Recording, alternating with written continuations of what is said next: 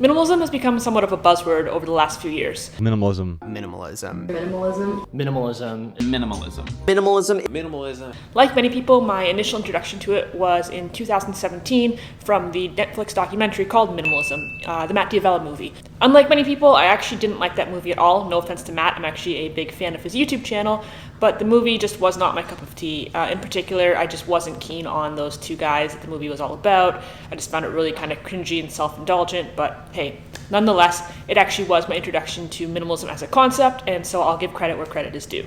With the sour taste of Dollar Store Nickelback and anorexic Johnny Bravo still on my tongue, I decided to start searching the internet for minimalism resources that were more appealing to me. I watched a whole bunch of YouTube videos, I read a bunch of blog posts, I checked out some subreddits, and I found, to no surprise, that there were a plethora of people on the internet eager to share their experiences with this whole minimalism thing. I can't really explain the fascination I found in watching strangers on the internet declutter their homes, but I can really only attribute it to the same kind of satisfaction we get when we watch hoarders, only a little bit less cockroachy, at least in most cases. And so for the next several weeks, I consumed as much minimalism content as I possibly could find, and though it was undeniably redundant, it was somehow very entertaining, and it was inspiring, and I remember just being so eager to rip apart my childhood bedroom and start getting rid of everything that I could. I tore through my closet and filled multiple garbage bags full of clothing that I hadn't worn in years. I flipped through my records and CDs and pulled out the ones that I didn't want so I could post them on eBay, and I basically scavenged through every nook and cranny and corner and closet in my mom's house, eagerly scraping up anything I could that I felt that I could get rid of. I sold a whole bunch of stuff and made a good pretty penny doing so, and I dumped several carloads worth of toys and games and old clothing at the thrift store, and then I threw out a whole bunch of stuff that probably should have been thrown out a long time ago.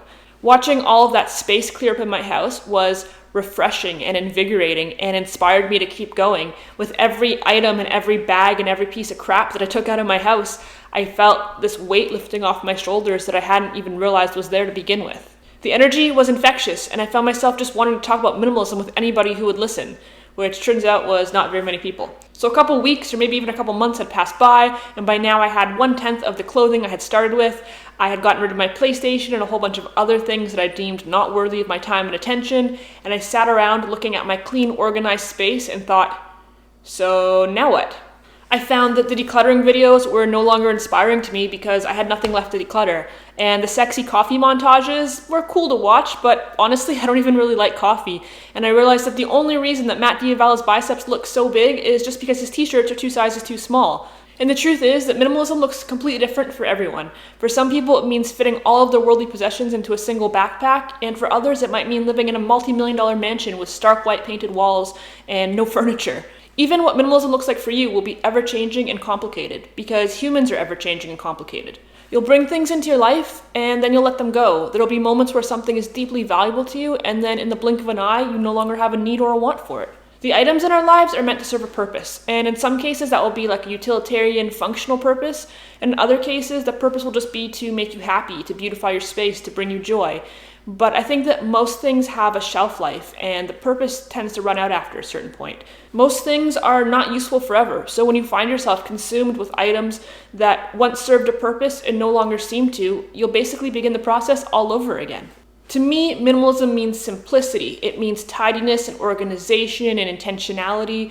And there are days when my house is nice and tidy and I look around and I feel like I live in like this minimalism mecca.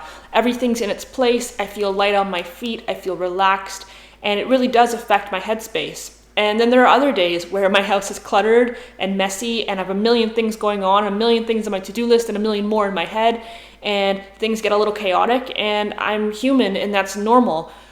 But that just means that I need to kind of take a step back and reset. And so despite going through that initial minimalization, if you want to call it that, back in 2017, I've probably redone that process 5 to 10 times since then.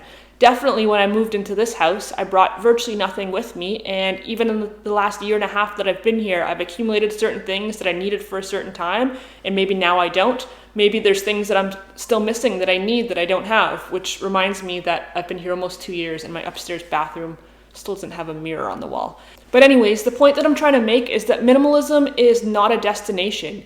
It's a journey. And I know that that sounds super corny, but it's true. Minimalism is not something you attain. It's something you practice. It's not a goal point that you get to and now you are a minimalist. You're a minimalist as long as you want to be a minimalist. You're a minimalist if you are in your head and in your heart, and if you approach your day-to-day life from a minimalist perspective, from a perspective of simplicity and intentionality and thoughtfulness and mindfulness, you're a minimalist.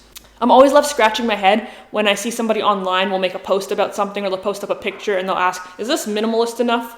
Which, first of all, is not proper grammar. But beyond that, like, why do you care what other people think? Is this couch minimalist enough? How many books am I allowed to keep as a minimalist? I have 100 and I really love them and they're really important to me and they bring a lot of value to me, but 100 is too many, right? So how many am I allowed to keep as a minimalist? Or they'll ask things like, how do I practice minimalism when I have 3 kids and all the stuff that goes with them? And the obvious answer is minimize your kids, get rid of them. But beyond all of that, it makes me wonder why people seek the validation of internet strangers for completely personal decisions, for things that don't affect anybody but them.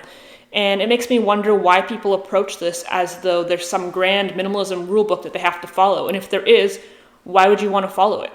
If minimalism becomes just one more thing which makes you stress and overthink and hyperanalyze everything, you've missed the point entirely. If you enjoyed this video, please go ahead and hit the like button. I'm pretty new here to YouTube, and every like my video gets helps me out tremendously. Please also make sure to subscribe so you don't miss out on all of my future content. I make videos about minimalism, personal finance, self-development, and a whole bunch of other cool things. Definitely hit the notification bell as well. And let me know in the comment section down below what minimalism means to you. What did it mean when you started, and what does it mean to you today, and has that changed? Other than that, thank you guys so much for watching, and I'll see you in the next video. How do I practice minimalism with 3 kids in the house? I think that one's pretty self-explanatory. You minimize the kids, just get rid of the damn little boogers, and minimalism.